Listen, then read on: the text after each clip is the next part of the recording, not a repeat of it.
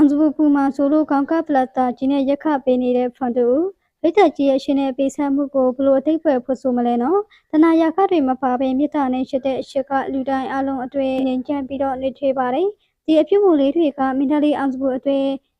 the Piwako Base Hajare, Panli Mame Shivareno, the Magica, Nimakami, Jima Kanka Plata, Gina Pinida Dama, Anzubune Puma Sobido Yaka Beni Keraba. Korenga Kanka Nira Dama Anzugo Blauti Shitale Mesia Damlo Babu, the Amaji Pimulega Shizia Kanta Jan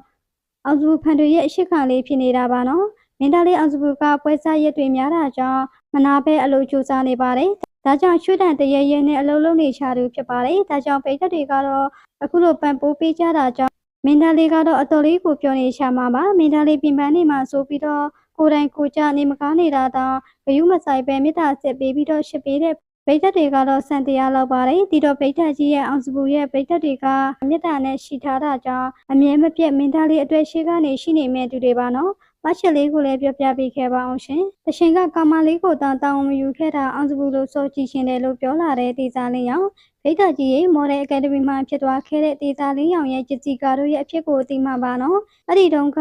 ဆိုရှယ်တွေခင်မစားသေးတာတောင်မှဒီတင်ကဟိုလေးတကြောဖြစ်သွားခဲ့တာပါဒါကြောင့်လေဒီဇာလင်းရောင်ဟာအချိန်တစ်ခုထိမော်ဒယ်လောကကနေပျောက်သွားခဲ့ပြီးတော့အခုနှစ်ပိုင်းမှာနာမည်ပြန်ရလာခဲ့တာဖြစ်ပါတယ်အခုလေအသိကိုစရိတ်မလုပ်ပဲဒီဇာကတော့မိန်းကလေးပိတ်သက်တွေကြားမှာပြန်ပြီးတော့ရေပန်းစားလာခဲ့တာဖြစ်ပါတယ်ဒီဇာလင်းရောင်ကတော့မီနီဆွေလေးတွေနဲ့ပိတ်သက်မိန်းကလေးတွေရဲ့ရင်ထဲမှာနေရာယူထားပြီးတော့နာမည်ရလာတဲ့အချိန်မှာရုပ်ရှင်ကားကြီးတွေကိုပါပြန်လဲရိုက်ကူးခွင့်ရလာပါတယ်အချိန်ကမှားခဲ့တဲ့ရစီကာပေါ်မှာလေမနေ့တနေ့ကပြန်လဲတောင်းပန်လာခဲ့ပြီးတော့သူ့အနေနဲ့အဲ့ဒီတုန်းကယောက်ျားမပီတာခဲ့ဘူးရှစ်သူဆိုတာကိုမပြောပြနိုင်ခဲ့ဘူးဒါကြောင့်စိတ်မဆိုးပါနဲ့စိတ်မခူးကြပါနဲ့လို့ပြောဆိုလာခဲ့တာပါ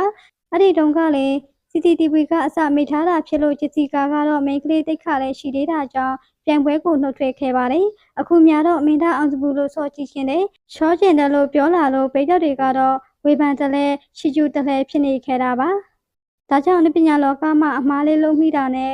အရင်မေကြီးကအနောက်ကလိုက်နေခဲ့တာကြောင့်တတိထားပြီးတော့နေထိုင်ဖို့လိုအပ်ပါတယ်ဒီဇာလေးအောင်ပေါ်မှာမှတ်ချက်လေးတွေကိုပြပြခဲ့ပါအောင်ရှင်